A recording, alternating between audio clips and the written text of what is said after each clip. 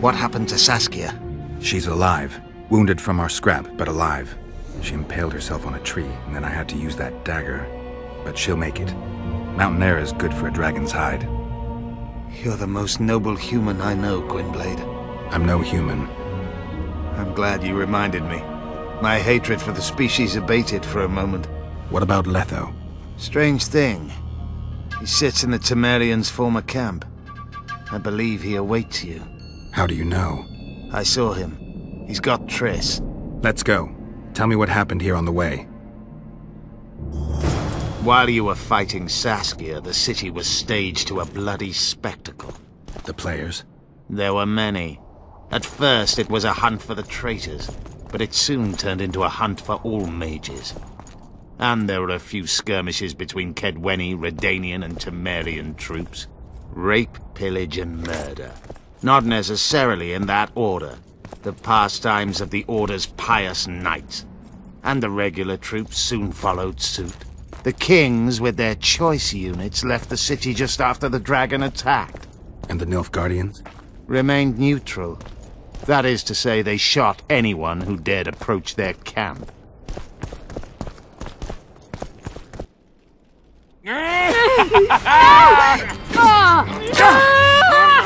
When we're done with you, you'll be a lump of whimpering meat.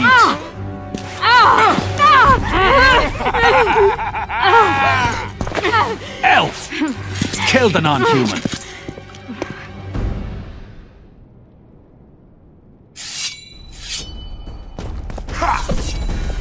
King! I can't win!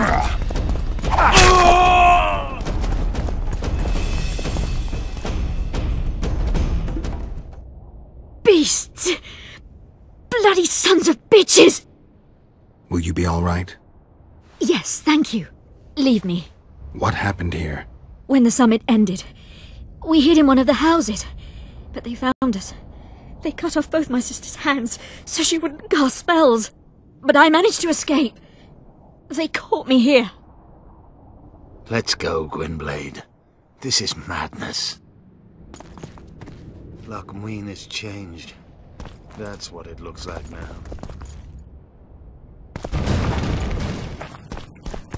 Finish your story. I managed to sneak into the Nilfgaardian camp. It was relatively quiet there. Then I saw Letho leading Triss out. They let him go? No one dared stop him. I followed him. I think he noticed me, but didn't seem to care. Once the fighting died down, he went to the former Temerian camp. Is Triss all right? Yes. Letho defended her from marauders.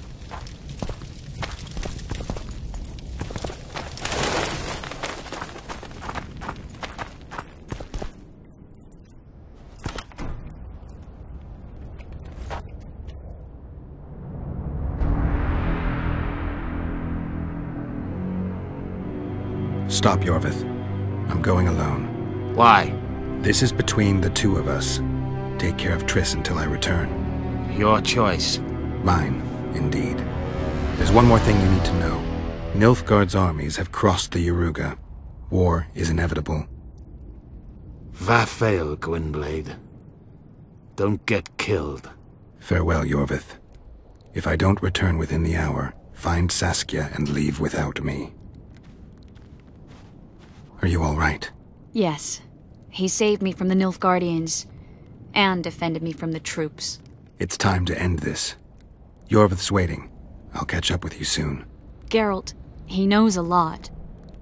I know, Triss. That's why we need to talk. Don't get killed, Witcher. I won't.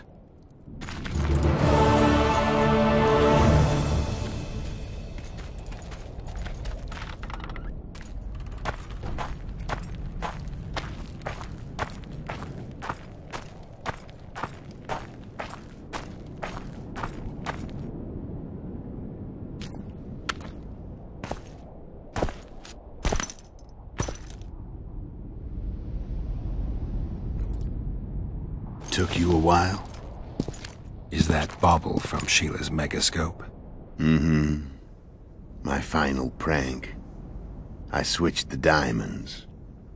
The one in the megascope has a flaw. Minute. but just large enough to warp the teleport. The Emperor's magic theorists assured me the effect would be spectacular. I let her escape. You're heartless. You've no idea what the royal witch hunters have in store for her. A lot of pain for a long time. I don't doubt it. So, ready to lay your cards out on the table? No matter the game, there comes a point when all the players need to show their cards. I love that moment.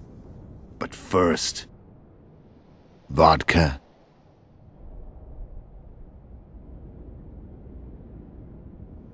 I suppose my throat's a little dry. In that case, let's drink to old friendships.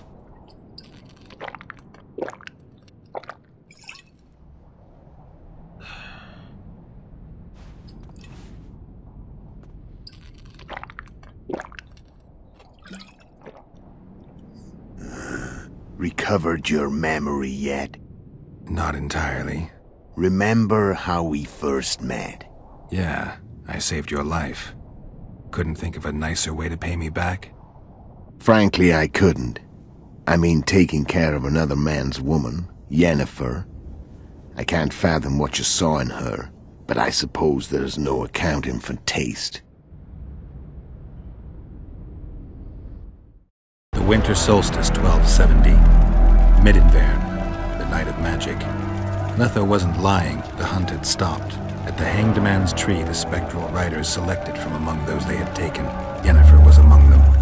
A wraith cannot be killed, only driven away. Every witcher knows that. Yet the riders fell beneath the blows of our witcher's blades. Crimson blood flowed from under their dead men's armor. We could not kill them all. They were simply too many.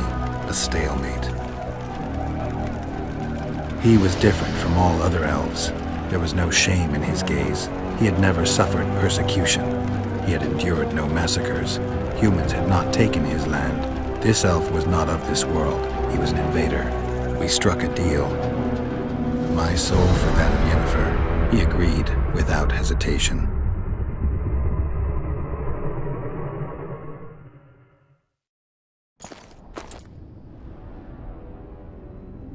Back with me, friend. Got the feeling you left for a minute. Memories. I remember the Hanged Man's Tree and the Wild Hunt. I remember the exchange. Me for Yennefer. So, cards out on the table. Unless you chase me all that way just to kill me. I chased you for lots of reasons. You owe me some explanations to start with. Let's say I do.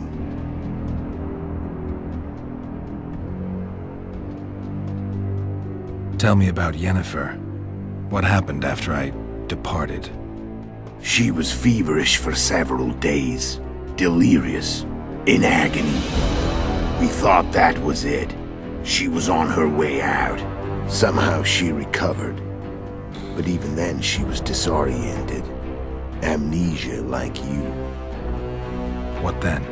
Well, the woman turned out to be quite a character. Throwing temper tantrums, trying to seduce orcs, trying to drive a wedge between us. After you so nobly sacrificed yourself, we thought it'd be dumb just to leave her somewhere. She wouldn't have survived more than a month. The whims and vigor of a duchess, but she was just a sorceress with no memory. We were in the heart of the Empire. And as I'm sure you know, Geralt, in Nilfgaard, mages who behave like that either drop their bad habits quickly, or are drawn and quartered by horses in the middle of Victory Square. So I heard. So we set out, wandered through the provinces. Everywhere we went, she got in trouble and we pulled her out. And then one day they captured us. The Imperial Secret Police. Me, Ox, Serret, and Yennefer. Imperial Secret Police? Mm-hmm. We were separated, and they questioned us. Long and thoroughly. But it was uneventful. No violence. That's how I met Vatia de Rideau. And a couple of weeks later, The Emperor himself. Me. A simple witcher. What happened to Yennefer? I don't know. Never saw her again. The Emperor offered me a mission in the northern kingdoms. As for Yennefer, I had the feeling she was somehow important to Emir. As I see it, they learned of the Lodge from her. Those Imperial spooks have their ways.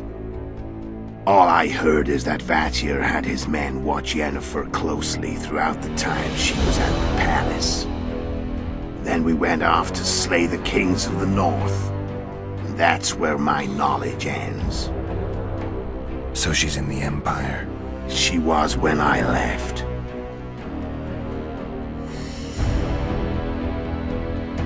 How did you know where we'd find the Wild Hunt? Every witcher who wears the viper around his neck knows the place. We had so many books and scrolls about the hunt that I used to think our school was founded for the very purpose of solving the riddle of the spectral riders. Know who they are? You know the true identities of the riders? From what I understand, they're some damn elven race. But they turned out to be a big ruse. The legendary omen of war proved to be a fairground attraction. No Market Square mage could possibly conjure up a cavalcade of wraiths speeding across the sky. Then there's the amnesia. No, there's something more, I assure you. Go ahead, enlighten me. I can tell you want to. There are a lot of legends and myths about it, but the Wild Hunt is a fact. I've fought and killed many of its wraiths. They were spectral emanations, the avatars of real riders.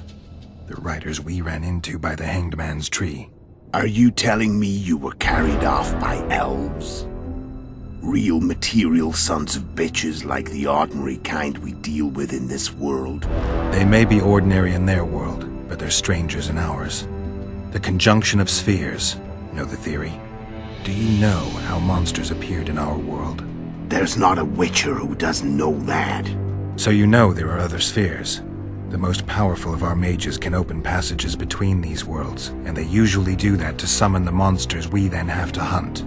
The elves we saw come from another world, and they weren't summoned. They found the way on their own. It's not exactly easy, so they usually send their spectral emanations. They come in person on special missions. As they did for you and Yennefer. So, elves from another world and their trained wraiths. What did they want from you? I've got an idea, but that's not your concern. How did a witcher agree to kill humans at another human's bidding? At the Emperor's bidding, Geralt. And he's no ordinary human. The rulers of the North come up to about where his Pauline's end. Why? Simple. He promised to rebuild the School of the Viper, the Witcher's Order where I came to be.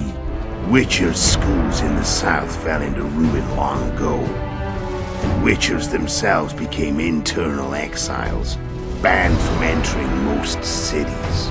Besides Seret and Ox, I know of 2 other Witchers of the School of the Viper who should be alive and on the path. I don't know where they are. Haven't seen them for years. Now they can come out of hiding. They can come home.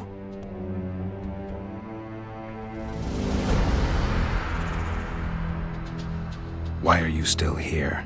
Why did you wait for me this time? I knew you wouldn't give up. I knew you'd pursue me. And I don't aim to hide anymore. Fact is, only you know the truth about me, well, and a couple of folks whose word isn't worth spit anymore. I never saw you as a foe. I want to go my way, but if I have to fight you first, so be it. This story ends here and now. Care to tell me what it was all about? Kill as many rulers as we could. Lay the blame on the sorceresses. Breed chaos. Prepare the North. Soften it before the invasion. And you know what's incredible? We could not have imagined more fertile soil. No matter what the war's outcome, the northern monarchs will accuse one another, pursue their God-given rights, seek vengeance and be at each other's throats for years to come.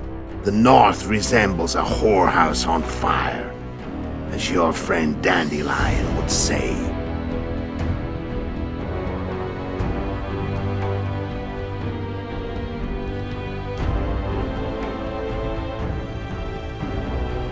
How did you manage to contact Sheila? It wasn't a problem once I learned of the Lodge's existence. Initially, she watched my every move. But sooner or later, everyone starts treating me like a big oaf. I mean, I can't change how I look. I stayed close to Sheila, killed a few beasts for her, and whined about how unhappy I was, how unfair the world was. So much, in fact, that I actually got her gander up a few times. I made sure a few potentially trustworthy witnesses saw us together, could link us. Security in case I was captured. I also prepared to assassinate the King of Kavir.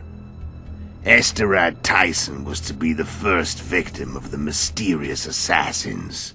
But before I could do the dirty deed, Sheila asked me to slay Demavend. The gods had smiled upon me. I couldn't believe my luck. Here I'd been trying to figure out how to frame Sheila, and now all I needed was to carry out her orders and follow through. Where'd you get your information about the Lodge? From the Emperor and Vatir de Rideau, the Emperor's chief spy. And I believe they got it out of Yennefer. She recovered her memory? Nah. I'd never claim she informed on her friends consciously. I expect they found a way to tap into her memory in spite of her amnesia, and without her knowing it. There was a sorcerer present when I was questioned. A young, proud intelligence officer. Whatever the case, they gave me a list of the sorceresses in the Lodge. Only Emir, Vatir, and I were present. Only we knew of the mission.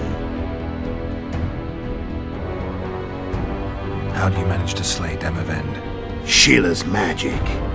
I mean, she could give us the king's every move. His habits, the positions of the palace guards, anything. All we had to do was navigate the labyrinth and land the final blow. Besides, she had plenty of gold for the preparations. Greased palms abundantly. It had all the makings of a cakewalk, but it's never that easy. We barely avoided our pursuers, and we wouldn't have if not for Iorveth's Scoia'tael, another of Sheila's ideas. With Iorveth's elves, not only did we cut down Demavend, but traveling with them put us out of the Lodge's reach. We could calmly plan Foltest's and Hensel's assassinations.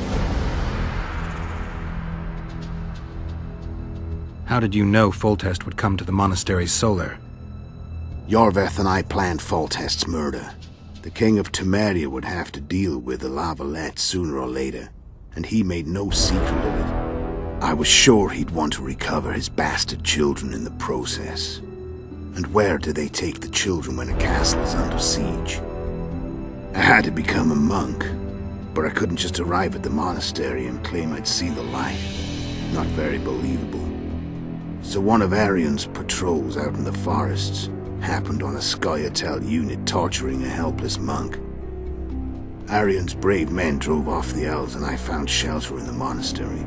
No one noticed you had no wounds? I paid the monk who treated me a lot of orange to stay silent. Actually, it was only a loan, because I killed him later. Only the dead can keep a secret. Then all I had to do was wait for the situation to develop. When I saw you enter the chamber with Foltest, I thought I might fail. Luckily, you failed. To recognize an old friend.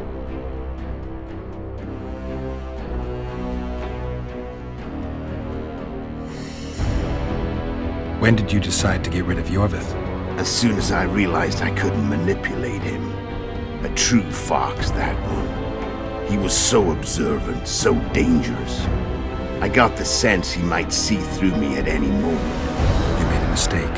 You were untouchable as long as the Scoia'tael were protecting you. Maybe, but with Iorveth, my hands were tied. If I'd finished off Kieran... But you didn't. And that allowed me to drive a wedge between you and Iorveth. I forced you to flee. And I let you live. You know I could have killed you. You're forgetting. No, I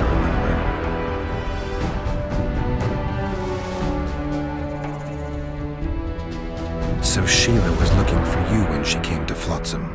Mm-hmm. She thought she was still in control and wanted to get rid of me.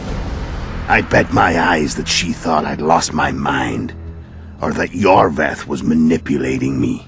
And the North descended deeper into chaos. Exactly. There was just one problem. You. I could have killed you in the Elven ruins. Thing is, you weren't really my enemy.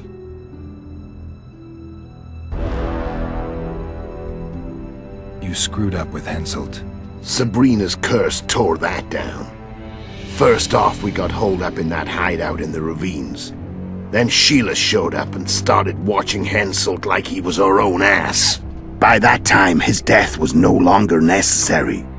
Fate had smiled upon us again. I learned of the summit and the efforts to reconstitute the council and conclave. The ideal setting for the mission's grand finale.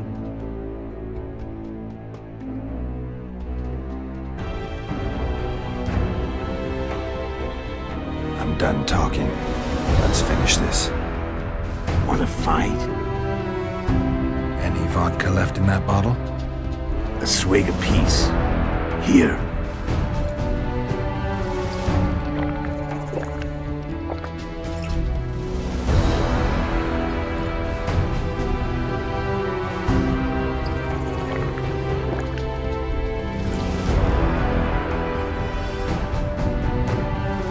The Imperial army is probably crossing the Yaruga as we speak. Pure pandemonium will ensue. The North's finished. Time to go south, where the good life awaits. You're a fool, Letho. Both you and your Emperor are forgetting one thing. Misfortune brings people together. Very shortly, the North could be united like never before, thanks to you. But that's just not my concern anymore. I'm not your foe. I never was. Let me walk away and I will. You'll never see me again. Force me to fight, and this time I'll kill you.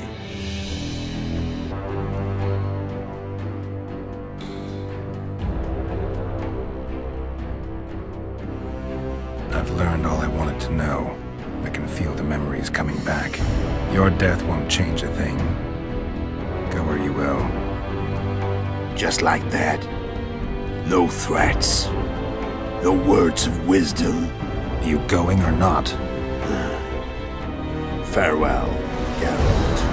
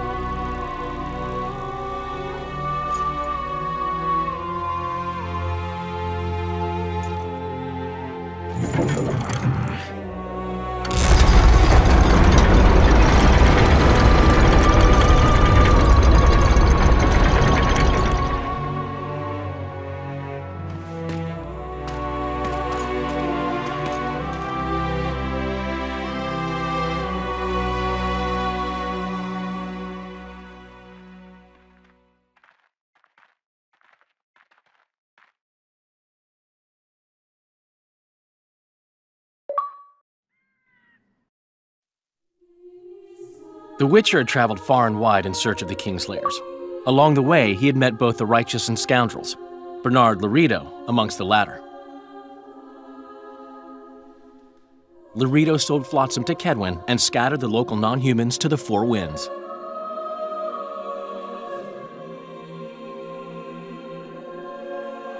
Flotsam became a military base. Its civilian population was resettled. In Edirn, the Witcher witnessed Saskia the Dragon Slayer achieve a great victory. The Pontar Valley, previously Upper Edirn, became a promised land for outcasts who dared dream of freedom. Even sly old Zoltan Chive came to believe in this land of bliss. Yet dark times approached for the architects of the New Order. Dark clouds had been gathering over Temeria since Foltest's death. Stripped of its king, the land was like a rich cloth which nobles began to shred. These minor scavengers, however, scurried off in fear when true predators reached out for their prize. The summit at Loch Muin sealed the fate of Foltest's realm, when Radovid of Redania and Henselt of Kedwen divided it between them.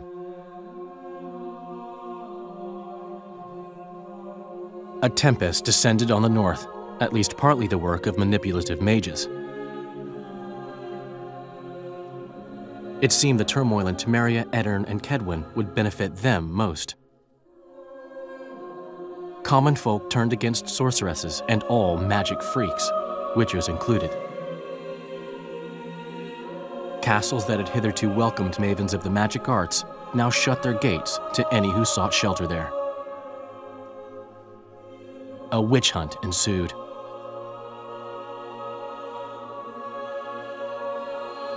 It was a time of great uncertainty, of rape accomplished by royal decree. Yet as troubled as the days seemed, we, who had in some way shaped the world's fate, finally received some respite. Zoltan resumed the quest for his beloved's hand, and I laid my head in the laps of the muses. Who could have known this tempest which had ravaged the north was but a harbinger of darker days, and the preamble to an entirely new tale of Geralt of Rivia?